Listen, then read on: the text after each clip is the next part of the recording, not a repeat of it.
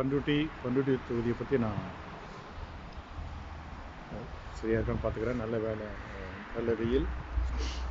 பண்ருட்டி தொகுதி, பண்ருட்டி பக்கம் தொகுதி, கடலூர், நெய்வேலி, இந்த மாவட்டத்தை பற்றியே எனக்கு ஒரு தனி என்ன சொல்கிறது, ஒரு மாதிரி என்னுடைய உயிராகவே நினைக்கிறேன். ஒரு உணர்வோடு இருக்குது. அந்த மக்கள் மேலே என் கூட நிறைய பேர் கருத்தை ஏற்றுக்கிறாங்களோ இல்லையோ, என்னை ஏற்றுக்கிறாங்களோ இல்லையோ, அதை பற்றி கவலை இல்லை. ஆனால் எல்லோரும் எனக்கு எல்லார் மேலேயும் ஒரு ஈடுபாடு, நட்பு, ஒரு பாசம் உண்டு. இப்போ பண்ருட்டி தொகுதியில் அரசியல் ரீதியாக நான் சொன்னது, திமுக ஜெயிக்கலைன்னா ஜெயிக்கணும்னா திமுகவை நேரடியாக போட்டியிடணும். இது என் அரசியல் ஒப்பீனியன். கட்சிக்கு மீறி நான் சொல்லுவேன். கட்சிக்கு திமுக என்ன செய்யறது அவன் இஷ்டம். எனக்கு என் கருத்து கேட்டப்போ நான் சொன்னேன், இப்போ இல்லைன்னா அதிமுக தான் எளிதாக ஜெயிக்கும் அப்படின்னு சொன்னேன். அது யார் நின்னாலும் அதிமுக தான் ஜெயிக்கும் அப்படின்னு சொன்னேன். உதாரணத்துக்கு 2016 பொன்குமார் எவனோ ஒருத்தவன் எங்கேயோ இருந்தவனை ஏதோ தொழிலாளர் கட்சியோ வச்சுக்கிட்டு அவனை கொண்டாந்து போட்டாங்க பண்ருட்டியில். அது ஜெயிக்க வேண்டிய தொகுதி தோத்துது திமுக. சரி, இப்போ நான் ஒன்றும் பெரிய நீங்கள் சொல்கிற மாதிரி நான் ஜோதிடரோ இல்லை சாணக்கியனோ இல்லை, நான் எங்கேயோ இருக்கிறோம் இப்போதைக்கு. இருந்தாலும் அது இன்னும் எனக்கு அந்த மண் என்கிட்ட இருக்குது. பண்ருட்டி அந்த மக்களுடைய சுயமரியாதை, இந்த ஸ்டாலினுக்கு, அதாவது ஸ்டாலினுக்கு அப்புறம் வரேன். முன்ன திமுக கூட்டணி கட்சிக்கு கொடுத்ததே தவறு அரசியல் ரீதியாக. அந்த கூட்டணியில் அந்த பண்ருட்டி தொகுதியை வாங்கின கட்சி, நான் வேட்பாளர் பார்த்தேன், நான் நேற்றே பார்த்தேன், டாக்டர் அப்துல் ரஹ்மான் பரவாயில்ல அப்படின்னு ஒரு டாக்டர் படிச்சுவா அப்படின்னு சொல்லிட்டு. அப்புறம் இன்றைக்கி மதியானம் சாப்பிட வந்தபோது பார்த்தா சொந்த ஊர் உடையார்குடி காட்டுமன்னார் கோயில் அப்படின்னு வந்திருக்கு. என்னடா பண்ருட்டியில் எவ்வளோ பண்ருட்டி பக்கத்தில் அந்த பண்ருட்டி தனிக்கு வந்துட்டு போகிறோம், எவ்வளோ பேர் படித்தவன், எவ்வளோ திறமைசாலி, பண்ருட்டி மேலே ஆர்வமாக உள்ள இருக்கிறான். இவனுங்களாம் அந்த கூட்டணி கட்சிக்கும் திமுகவுக்கும் கிடைக்கலையா? நீங்கள் எந்த மதத்தில் வேணாலும், எந்த ஜாதியை வேணாலும், எவனை வேணாலும் நீங்கள் வேட்பாளர் அறிவிங்க. இப்போது உங்கள் இஷ்டம், வேட்பாளர் அறிவிங்க. ஆனால் பண்ருட்டி மக்களுக்கு, அதாவது திமுகனுக்கு தான் சுயமரியாதை இல்லைன்னா பண்ருட்டி மக்களுக்கு சுயமரியாதை இல்லைன்னு நீங்கள் நினைக்கக்கூடாது. நான் சொல்கிற பண்ருட்டி மக்களுக்கு சொல்கிறது என்னென்னா, காட்டு மன்னார் கோயிலேருந்து வந்ததெல்லாம் ஒருத்தவன் நம்ம பண்ருட்டியில் அரசியல் பண்ணணுமா? அவன் எவனாக இருக்கணும், எந்த ஜாதியாக இருக்கணும், எந்த மதமாக இருக்கணும், அதை விட பண்ருட்டி மக்களுக்கு கேவலம் வேறு எதுவும் கிடையாது. மகா கேவலம். நினைச்சேன் ஏதாச்சும் நெல்லிகுப்பத்தில் இருக்கிற டாக்டராக இருக்கணும் அப்படின்னு நினச்சேன். நம்ம பண்ருட்டியில் யாரும் தெரியல, சரி ஒருவேளை நெல்லிகுப்பத்தில் இருக்கலாம் டாக்டராக இருக்கணும். கடைசியில் பார்த்தா காட்டு மன்னார் கோயில். என்னையா கூட்டணி கட்சிக்காரனுங்க எல்லாம் காட்டு மன்னார் கோயிலேருந்து பண்ருட்டி ஒழிச்சு கட்டுறானோ? திமுகவிலே நான் நினைக்கிறேன் பண்ருட்டிக்கு மாவட்ட செயலர் எம்ஆர்கே பன்னீர்செல்வம் நினைக்கிறேன். எம்ஆர்கே பன்னீர்செல்வம் எடுக்கிற முடிவு எல்லாம் தவறான முடிவுகள். அதாவது பண்ருட்டி திமுகவை பொறுத்த வரைக்கும் பல விஷயத்தில், அதே மாதிரி கடலூர் பாராளுமன்றத்திலையும் சரி, பண்ருட்டி சட்டமன்றத்திலும் சரி, எம்ஆர்கே பன்னீர்செல்வம் எடுக்கிற முடிவு தவறான முடிவு. அதில் அந்த முடிவில் ஸ்டாலினும் உதயநிதியும் சம்மந்தப்பட்டிருக்காங்க இல்லையா? அவங்க தான் ஃபைனலாக அப்ரூவல் கொடுக்குறாங்க, அப்படிதான் நான் நினைக்கிறேன்.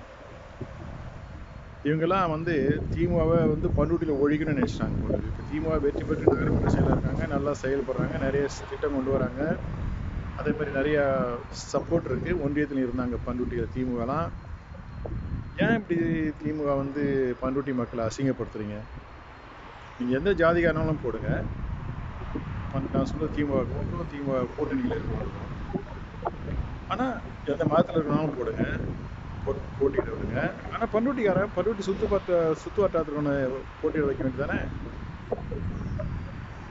நீங்கள் பண்ருட்டி மக்களுக்கு அசிங்கப்படுத்த நினைக்கலாம், ஸ்டாலினும் திமுகவும். ஆனால் நீங்கள் தான் அசிங்கப்பட போகிறீங்க. என்னுடைய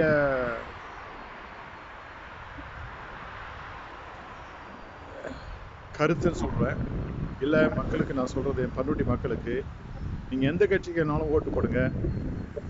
பண்ருட்டியில் இப்போ இருக்கிற வேட்பாளர் அவன் வெளியூருன்றதால,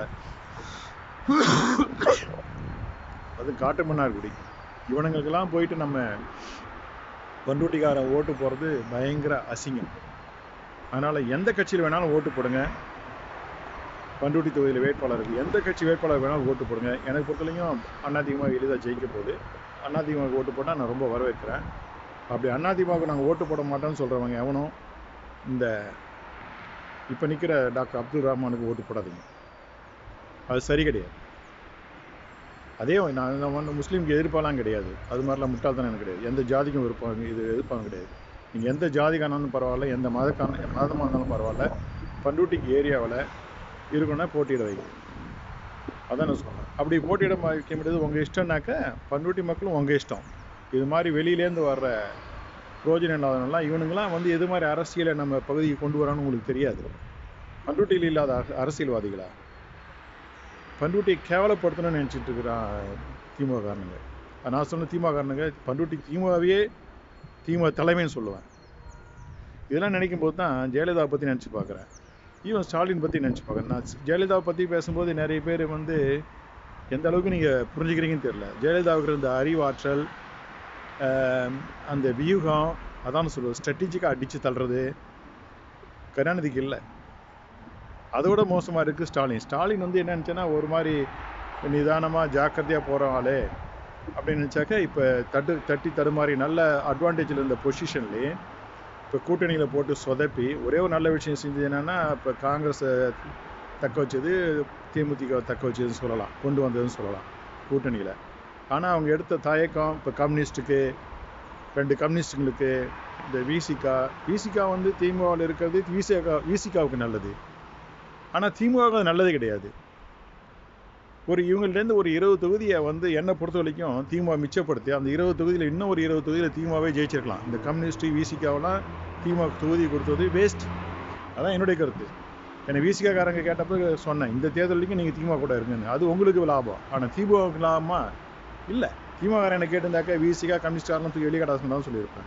அதான் எனக்கு சொல்கிறது. நான்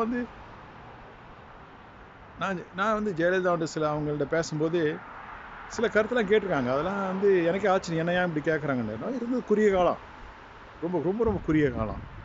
ஆனால் அவங்களுக்கு எடுத்து சொல்ல வேண்டியது வந்து கொஞ்சமாக சொன்னாலே இப்போ நல்லா புரிஞ்சுப்பாங்க. அவங்க கேட்குறக்கு என்ன கேட்குறோம், அதுக்கு நம்ம என்ன சொல்கிறோம் அப்படின்னு நம்ம வந்து கவலைப்பட வேணும்.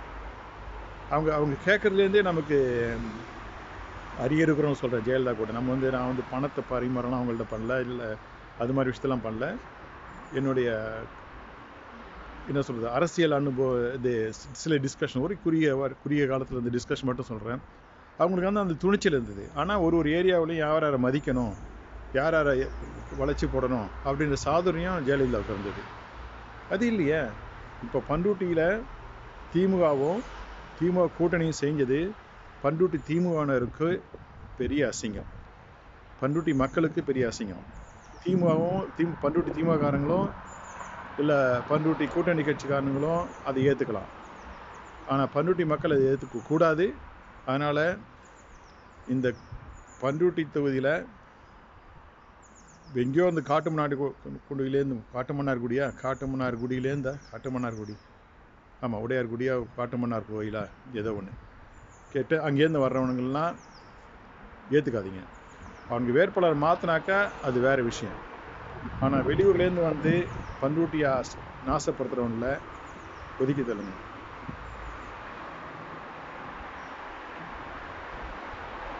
இன்னும் எவ்வளோ சொல்லலாம், இதான் சொல்ல வேண்டிய கருத்து. பண்ருட்டி திமுகவை ஸ்டாலின் உதயநிதி வீணாக அழிக்காதீங்க. பண்ருட்டி திமுகவில் நீங்கள் ஒழுங்காக வச்சுருந்தா தான் உங்களுக்கு கடலூர் மாவட்டத்தில் உங்களுக்கு கையேறும், வலிமை பெற முடியும். சும்மா எம்ஆர்கே மாதிரி ஒரு பைத்தியக்காரனாக வச்சுட்டு நீங்கள் அரசியல் பண்ணிங்கன்னா சுத்தமாக காலியாயிடும். வன்னியர் சங்கம் வந்து இந்த வன்னியர் ஏரியான்னு மட்டும் இல்லை, கடலூர் மாவட்டம், விழுப்புரம் மாவட்டம், இந்த மாதிரி இடத்துலாம் பன்னீர்செல்வம் மாதிரி முட்டாளெல்லாம் வச்சு நீங்கள் அரசியல் பண்ணிங்கன்னா உங்கள் கட்சி விளங்காது. அதுவும் இல்லாத இப்போ விசிகாவுக்கார கொண்டு வந்திருக்கீங்க. அதே தவறு. அதை விட தவறு அந்த விசிகா அவன் போய் ஏரியாவிலேருந்து காட்டுமன்னார் கோயிலேருந்து கொண்டாந்து இன்னொருத்தனை கொண்டாந்து அவன் நினச்சிட்டு இருக்கலாம் முஸ்லீம்னு சொன்னாக்கா அவங்களை யாரும் எதிர்த்து பேச முடியாது. அப்படி எதிர்த்து பேசினா நம்ம மதவாத பிரச்சனை அப்படிலாம் வந்து பேசலாம் அப்படி சொல்லி. அப்படி கிடையாது. நீங்கள் முஸ்லீம் வேட்பாளரே போடுங்க. ஆனால் பண்ருட்டி தொகுதியில் இருக்கவனை போடுங்க, பண்ருட்டி பக்கத்தில் இருக்கவனை போடுங்க. இதுவே கடலூர்லேருந்து கொண்டு வாங்க, வேணாம்னு சொல்ல. கள்ளக்குறிச்சியிலேருந்து கொண்டு வாங்க, உளுதூர்பேட்டையிலேருந்து கொண்டு வாங்க முஸ்லீம் வேட்பாளர். நான் சொல்ல படித்தவங்க நிறையா இருக்கிறாங்க. அதை விட்டு நீங்கள் காட்டுமன்னா கோயிலேருந்து எங்கேருந்து குப்பையிலேருந்து கொண்டாந்து விட்டாக்கா அதெல்லாம் பண்ருட்டிக்கு ஏற்றது கிடையாது. அதனால் மக்கள், நான் நினைக்கிறேன் அவனுங்க வந்து மாற்ற மாட்டானுங்க. திமுகவும் திமுக கூட்டணி கட்சிக்காரனும் வேறுபால மாற்ற மாட்டானுங்க. ஆனால் நீங்கள் வந்து யாருக்கு வேணாலும் ஓட்டு போடுங்க.